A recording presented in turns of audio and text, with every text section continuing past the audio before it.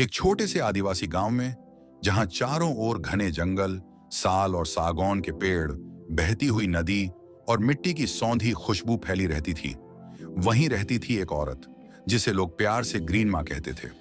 उसका असली नाम कम ही लोग जानते थे। वह हमेशा हरे रंग की साड़ी पहनती थी, हरे पौधों से बात करती थी और बच्चों को पेड़ पौधों की तरह प्यार से सींचती थी। ग्रीन माँ का जीवन आसान नहीं था। उसका पति एक साधारण किसान था जो सूखे और कर्ज से लड़ते लड़ते एक दिन इस दुनिया से चला गया। उस दिन के बाद ग्रीन माँ अकेली रह गई, दो छोटी छोटी बेटियों के साथ। बड़ी बेटी का नाम काव्या और छोटी का नाम अनन्या था। गांव वालों ने कहा, औरत है, दो बेटियां हैं, कैसे पालेगी? किसी ने सलाह दी कि बेटियों की जल्दी शादी कर दो, किसी ने कहा शहर भेज दो। लेकिन ग्रीन माँ ने उसी दिन ठान लिया था, मेरी बेटियां बोझ नहीं, देश की ताकत बनेंगी।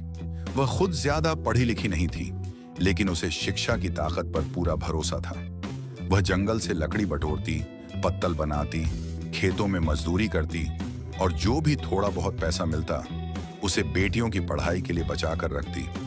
रात को मिट्टी के घर में दिए की रोशनी में वह दोनों बेटियों को पढ़ाती। किताबें कम थीं, लेकिन हौसले बड़े। वह कहानियां सुनाती, झांसी की रानी, भगत सिंह और उन डॉक्टरों की जो गांव गांव जाकर लोगों की जान बचाते थे। काव्या अक्सर पूछती, माँ, क्या लड़कियां भी फौज में जा सकती हैं? ग्रीन माँ मुस्कुराकर कहती, अगर पेड़ तूफान में खड़ा रह सकता है तो मेरी बेटी देश की रक्षा क्यों नहीं कर सकती?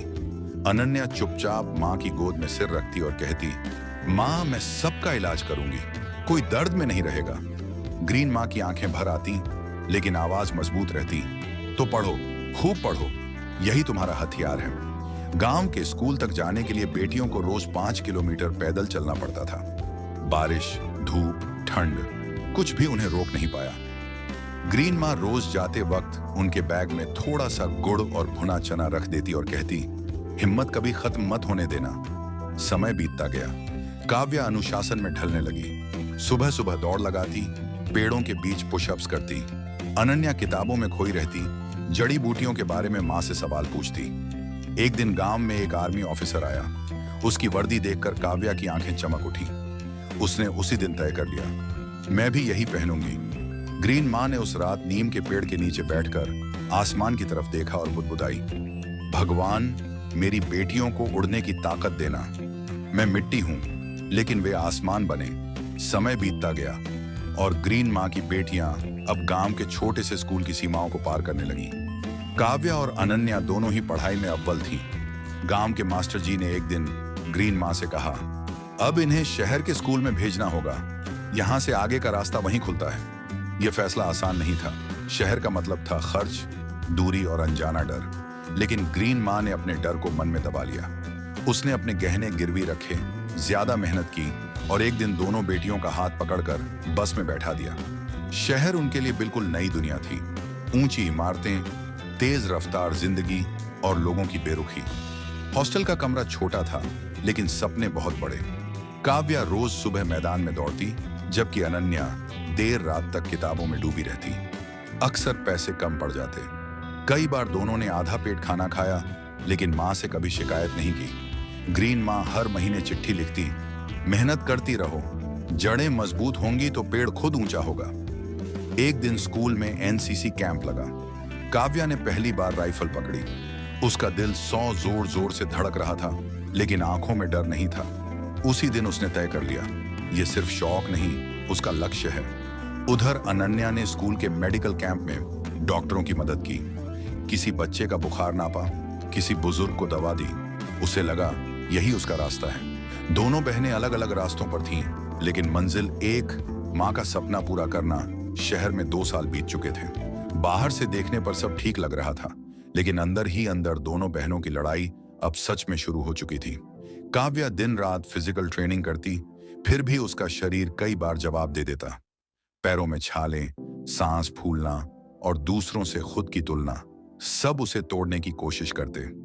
पहली बार जब उसने आर्मी की लिखित परीक्षा दी तो उसका नाम लिस्ट में नहीं आया। नोटिस बोर्ड के सामने खड़ी काव्या देर तक उस कागज को देखती रही। आंखें सूखी थीं, लेकिन अंदर कुछ टूट चुका था। उसी रात उसने ग्रीन माँ को फोन किया और पहली बार रोते हुए कहा, माँ, शायद मैं नहीं कर पाऊंगी। फोन के उस सिरे पर कुछ पल की चुप्पी थी, फिर वही सादा लेकिन मजबूत आवाज, पेड़ पहली आंधी में नहीं गिरता बेटी, उसकी जड़ें अभी और गहरी होंगी। उधर अनन्या ने मेडिकल एंट्रेंस की तैयारी शुरू कर दी थी। कोचिंग की फीस भारी थी। कई बार क्लास में उसे लगता कि सब उससे आगे हैं। पहली कोशिश में उसका भी सिलेक्शन नहीं हुआ। रिजल्ट वाले दिन वह हॉस्टल के कमरे में अकेली बैठी रही। दोनों बहनें पहली बार समझ पाईं कि सपनों का रास्ता पोस्टर जैसा चमकदार नहीं होता, वह खून, पसीने और आंसुओं से बना होता है। ग्रीन माँ गांव में अकेले सब झेल रही थी, खेत, मजदूरी, लोगों के ताने। इतना पढ़ा लिखा कर क्या मिलेगा, लेकिन वह हर शाम तुलसी के पौधे में पानी डालते हुए बस इतना कहती, मेरी बेटियां लौटेंगी, जीत कर लौटेंगी। यहीं से कहानी ने रफ्तार पकड़ी। हार ने उन्हें रोका नहीं, बल्कि और खतरनाक बना दिया। दूसरी कोशिश से पहले हालात और सख्त हो चुके थे। ग्रीन माँ ने शहर में बेटियों के खर्च के लिए गांव की आखिरी जमीन भी बेच दी। किसी को बताया नहीं, बस रोज की तरह मुस्कुराकर काम करती रही। उसकी हथेलियों की लकीरें और गहरी हो चुकी थीं, लेकिन चेहरे पर शिकन नहीं थी। काव्या अब पहले से ज्यादा कठोर ट्रेनिंग करने लगी। सुबह 4 बजे उठना, 10 किलोमीटर दौड़, फिर पढ़ाई। कई बार ट्रेनिंग ग्राउंड में लोग कहते, लड़कियों से नहीं हो पाता। वह चुप रहती, लेकिन हर शब्द को अंदर आग बना लेती। अनन्या ने दूसरी बार मेडिकल एंट्रेंस की तैयारी की। इस बार उसे समझ आ गया था कि सिर्फ किताबें नहीं, धैर्य भी पढ़ना पड़ता है। वह रात में माँ की पुरानी चिट्ठियां पढ़ती और खुद से कहती, रुकना मना है। इसी बीच एक दिन गांव से खबर आई, ग्रीन माँ बीमार पड़ गई है। दोनों बहनें दौड़कर गांव पहुंची। माँ खाट पर लेटी थी, लेकिन आंखों में वही चमक थी। उसने बस इतना कहा, मेरे कारण मत रुकना। वापस शहर लौटते वक्त दोनों बहनों को पहली बार लगा कि समय बहुत कम है और लड़ाई बहुत बड़ी। तीसरी सुबह थी। काव्या ट्रेनिंग ग्राउंड से लौटी ही थी कि फोन बजा। स्क्रीन पर अनजान नंबर था। उसने कांपते हाथों से कॉल उठाया। दूसरी तरफ से एक सख्त लेकिन औपचारिक आवाज आई, आपका नाम अंतिम चयन सूची में है, आपको अकादमी में रिपोर्ट करना है। कुछ पल तक काव्या बोल नहीं पाई, फिर वह जमीन पर बैठ गई। आंखों से आंसू बह रहे थे, लेकिन इस बार ये हार के नहीं थे। उसने सबसे पहले ग्रीन माँ को फोन किया। माँ ने कुछ नहीं कहा, बस लंबे समय तक चुप रही। उस चुप्पी में बरसों की तपस्या थी। उसी शाम अनन्या का रिजल्ट आया। उसका नाम फिर से लिस्ट में नहीं था। कमरे में वही सन्नाटा, वही दीवारें। इस बार वह रोई नहीं, बस किताबें बंद की और खिड़की से बाहर देखते हुए बुदबुदाई, शायद मैं कमजोर हूं। काव्या ने बहन को गले लगाया, लेकिन शब्द नहीं मिले। एक बहन आसमान छू रही थी, दूसरी खुद को जमीन में ढंसता महसूस कर रही थी। ग्रीन माँ गांव में बैठी थी। उसे दोनों खबरें एक साथ मिली। उसने दीपक जलाया और कहा, भगवान, संतुलन बनाए रखना, गर्व के साथ धैर्य भी देना। कुछ दिन बाद काव्या वर्दी पहनकर अकादमी के गेट पर खड़ी थी। सामने अनुशासन, सख्ती और एक नई दुनिया थी। पीछे अनन्या स्टेशन पर खड़ी थी, मुस्कुराती हुई, लेकिन आंखों में थकान छुपाए। दो रास्ते अब साफ अलग हो चुके थे। कहानी यहीं से और कठिन होने वाली थी। अकादमी का पहला दिन ही बता देने के लिए काफी था कि यह जगह सपनों को नहीं, हौसलों को परखती है। काव्या को सिर से पैर तक नापा गया। कद, वजन, चाल, बोलने का तरीका। यहाँ हर गलती की कीमत थी। सुबह 4 बजे की सीटी, अंधेरे में दौड़, कीचड़ से सना मैदान और इंस्ट्रक्टर की कड़क आवाज। यहाँ नाम नहीं, सिर्फ नंबर होते हैं। पहले हफ्ते में ही कई कैडेट्स ने हार मान ली। कोई चोट के कारण बाहर हुआ, कोई मानसिक दबाव में टूट गया। काव्या के पैरों से खून निकलता, लेकिन वह रुकती नहीं।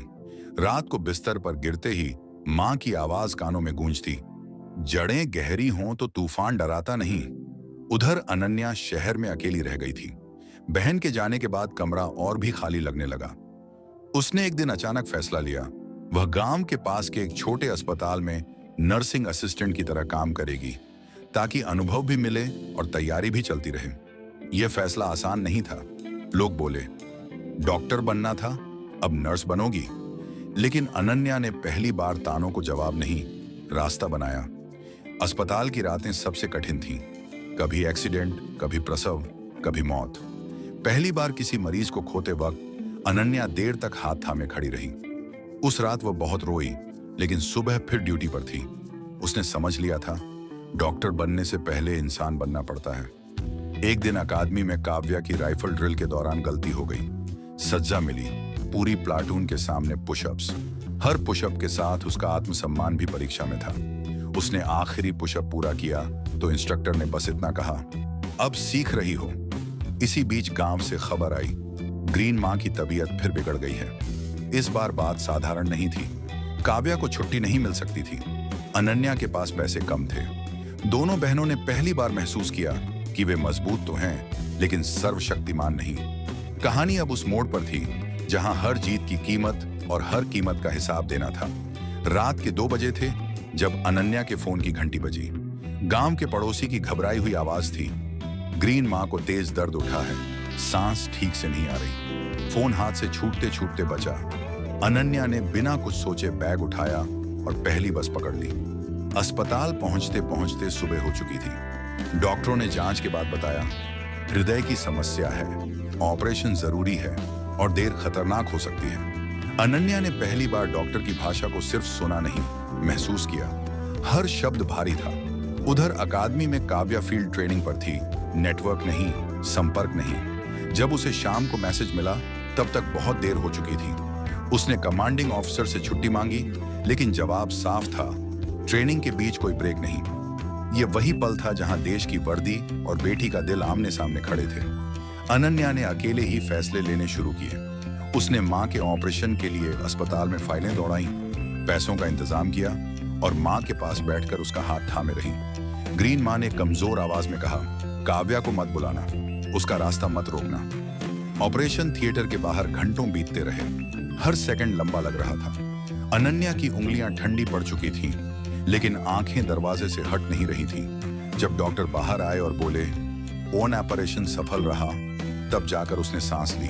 उसी रात काव्या ने अकादमी के मैदान में अकेले दौड़ लगाई। हर कदम के साथ आंखें भीगती रहीं, लेकिन रफ्तार कम नहीं हुई। उसे समझ आ गया था, कुछ फैसले ऐसे होते हैं जिनमें सही और गलत नहीं होता, सिर्फ कीमत होती है। ग्रीन माँ बच तो गई थी, लेकिन शरीर कमजोर हो चुका था और तीनों की जिंदगी अब पहले जैसी नहीं रहने वाली थी। ऑपरेशन के बाद के दिन ग्रीन माँ के लिए आसान नहीं थे। शरीर बच गया था, लेकिन ताकत जैसे किसी ने खींच ली हो। डॉक्टरों ने लंबी दवाइयों की सूची थमा दी और आराम की सख्त हिदायत दी। अनन्या दिन रात अस्पताल और घर के बीच दौड़ती रही, कभी दवा, कभी जांच, कभी माँ के माथे पर ठंडा कपड़ा। इसी बीच अस्पताल के काउंटर पर एक कागज बार बार उसकी जेब से झांकता रहा, बिल। रकम इतनी थी कि आंखें ठहर जाती। अनन्या ने हिसाब लगाया, जोड़े घटाए, लेकिन हर बार नतीजा वही, पैसे कम थे। उसने काव्या को बताने का सोचा, फिर रुक गई। बहन की ट्रेनिंग का हर दिन अनमोल था। एक शाम ग्रीन माँ ने अनन्या को अकेले बुलाया। आवाज कमजोर थी, लेकिन नजर साफ। उसने तकिए के नीचे से एक छोटा सा कपड़े का पोटली निकाली, पुरानी बचत, कुछ कागज और जमीन के कागजों की कॉपी। अनन्या समझ गई, लेकिन बोल नहीं पाई। बेच देना, ग्रीन माँ ने धीरे से कहा। माँ का कर्ज बेटियों पर नहीं रहता। अगले हफ्ते गांव की आखिरी पहचान भी चली गई। किसी को पता नहीं चला, किसी ने पूछा भी नहीं। ग्रीन माँ ने कभी काव्या को नहीं बताया। वह चाहती थी कि वर्दी पर एक भी दागा चिंता का न पड़े। उधर अकादमी में काव्या को फील्ड एक्सरसाइज में लीडरशिप का मौका मिला। बारिश, ठंड और नींद की कमी के बीच उसने प्लाटून को संभाला। इंस्ट्रक्टर ने रिपोर्ट में बस एक लाइन लिखी, दबाव में स्थिर। काव्या को पता नहीं था कि उसी स्थिरता की कीमत घर पर कोई और चुका रहा है। अनन्या ने काम के घंटे बढ़ा दिए। नाइट शिफ्ट, अतिरिक्त ड्यूटी, सब स्वीकार। कई बार वह सीढ़ियों पर बैठकर रोती, फिर आंसू पोंछकर वापस वार्ड में चली जाती। उसने खुद से एक वादा किया, जब मैं डॉक्टर बनूंगी, किसी माँ को बिल के सामने नहीं झुकने दूंगी। ग्रीन माँ खिड़की से बाहर नीम के पेड़ को देखती रहती। पत्ते हिलते तो वह मुस्कुरा देती। उसने जो देना था दे दिया था, चुपचाप। अकादमी पूरी होते ही काव्या को पहली पोस्टिंग मिली। सीमा के पास का एक संवेदनशील सेक्टर। बर्फीली हवा, अनमैंडेड ऑक्सीजन और हर पल सतर्कता। यहां गलती की कोई गुंजाइश नहीं थी। रातें लंबी थीं और दिन छोटे, लेकिन जिम्मेदारी भारी। पहली ही ब्रीफिंग में साफ कहा गया, यह इलाका शांत दिखता है पर भरोसेमंद नहीं। कुछ हफ्तों बाद एक इंटेल इनपुट मिला। दुश्मन की घुसपैठ की आशंका थी। काव्या की टुकड़ी को अग्रिम मोर्चे पर भेजा गया। अंधेरी रात, बर्फ पर दबे कदम, दिल की धड़कन और रेडियो की धीमी फुसफुसाहट, सब कुछ बेहद वास्तविक था। तभी एक तेज धमाका हुआ। स्थिति बिगड़ गई। काव्या ने बिना हड़बड़ाए अपनी टीम को कवर दिया, घायल सिपाही को पीछे भेजा और मोर्चा संभाला। ऑपरेशन सफल रहा, लेकिन कीमत चुकानी पड़ी। एक साथी शहीद हो गया। काव्या पहली बार समझ पाई कि वर्दी सिर्फ सम्मान नहीं, बोझ भी है। शहीद की चुप्पी उसे देर रात तक जगाए रखती। उसने मां को कॉल करना चाहा, पर नेटवर्क नहीं था। उसने डायरी में बस एक लाइन लिखी, अनहोन, आज देश बचा। दिल थोड़ा टूट गया। उधर गांव में ग्रीन मां की तबीयत फिर बिगड़ने लगी थी। दवाइयां चल रही थीं, लेकिन शरीर साथ नहीं दे रहा था। अनन्या ने डॉक्टरों से बहस की, रिपोर्ट्स बदली, इलाज तेज करवाया। एक रात ग्रीन मां ने अनन्या का हाथ पकड़कर कहा, काव्या से कहना मुझे उस पर गर्व है। अगली सुबह मां की सांसें थम गईं। कोई शोर नहीं, कोई आखिरी फरमाइश नहीं, बस शांति। अनन्या वहीं बैठी रही, हाथ थामे। बाहर नीम के पत्ते हिलते रहे। खबर सीमा तक पहुंचने में वक्त लगा। जब काव्या को मैसेज मिला, वह ड्यूटी पर थी। उसने हेलमेट उतारा, आंखें बंद की और फिर वही किया जो सिखाया गया था। ड्यूटी जारी रखी। उस दिन उसने एक भी आंसू नहीं गिराया। घर लौटी तो मिट्टी की खुशबू अलग थी। मां नहीं थी, लेकिन हर कोने में मौजूद थी। अनन्या ने पहली बार सारी सच्चाई बताई। पाइन, बिल, पोटली। काव्या देर तक खड़ी रही। फिर उसने सैल्यूट किया, अपने घर की सबसे बड़ी सैनिक को। कहानी अब अपने अंतिम सच के बहुत करीब थी। ग्रीन मां के जाने के बाद घर खाली नहीं हुआ, वह फैल गया। उसकी सीख दीवारों में, नीम के पत्तों की सरसराहट में और बहनों की सांसों में बस गई। काव्या ने अंतिम संस्कार के दिन वर्दी नहीं पहनी। उसने सादा कपड़ा पहना, जैसे मां ने सिखाया था, जब दर्द निजी हो तो शोर मत बनाओ। कुछ हफ्तों बाद काव्या को सम्मान पत्र मिला, ऑपरेशन में नेतृत्व और साहस के लिए। परेड ग्राउंड में तालियां बजी, लेकिन उसके भीतर एक खाली जगह। उसने मंच से बस इतना कहा, यह सम्मान उस मां के नाम जिसने बिना वर्दी के जिंदगी भर पहरा दिया। उधर अनन्या ने फिर से मेडिकल एंट्रेंस दिया। इस बार किताबों के साथ अनुभव था, रातों की ड्यूटी, कांपते हाथ, टूटती सांसें। रिजल्ट के दिन उसने मोबाइल उल्टा रख दिया। कुछ देर बाद स्क्रीन पर एक मैसेज चमका, सिलेक्टेड। उसने रोकर फोन नहीं किया। वह चुपचाप नीम के पेड़ के नीचे बैठी रही, जहां मां बैठा करती थी। पहली बार दोनों बहनें साथ लौटी। एक के कंधे पर सितारे थे, दूसरी के हाथ में स्टेथोस्कोप। गांव के स्कूल में छोटा सा कार्यक्रम रखा गया। काव्या ने बच्चों से कहा, हिम्मत रोज चुनी जाती है। अनन्या ने जोड़ा, सेवा रोज की जाती है। कुछ महीनों बाद गांव में एक छोटा सा स्वास्थ्य केंद्र खुला, ग्रीन क्लिनिक। दीवार पर मां की तस्वीर नहीं थी, बस एक पंक्ति लिखी थी, मां का कर्ज बेटियों पर नहीं रहता। अनन्या ने यहां पहली बार मुफ्त इलाज किया। काव्या छुट्टी में आई तो बच्चों के साथ पौधे लगाए। सीमा पर लौटते वक्त काव्या ने नीम की एक पत्ती जेब में रखी। ऑपरेशन से पहले वह उसे छूती और स्थिर हो जाती। अनन्या हर मरीज से आंख मिलाकर बात करती, जैसे पमा देखते हैं हाथेमा सिखाती थी। सालों बाद एक रिपोर्ट आई, गांव के बच्चों की पढ़ाई बढ़ी है, बीमारियां घटी हैं। किसी ने इसे विकास कहा, बहनों ने इसे मां की मौजूदगी कहा। कहानी यहीं खत्म नहीं होती, क्योंकि कुछ माएं जाती नहीं हैं, वे रास्ता बन जाती हैं। और जब जब कोई बेटी उठती है, देश संभालती है या किसी की जान बचाती है, कहीं ना कहीं ग्रीन मां मुस्कुरा देती है। इस वीडियो में बस इतना ही। अगर आप अपनी मां से प्यार करते हैं तो वीडियो को लाइक, कमेंट और शेयर करें। ऐसी ही और वीडियो के लिए चैनल को सब्सक्राइब कर लें और बेल आइकॉन को दबा दें, ताकि आपको नई वीडियो का नोटिफिकेशन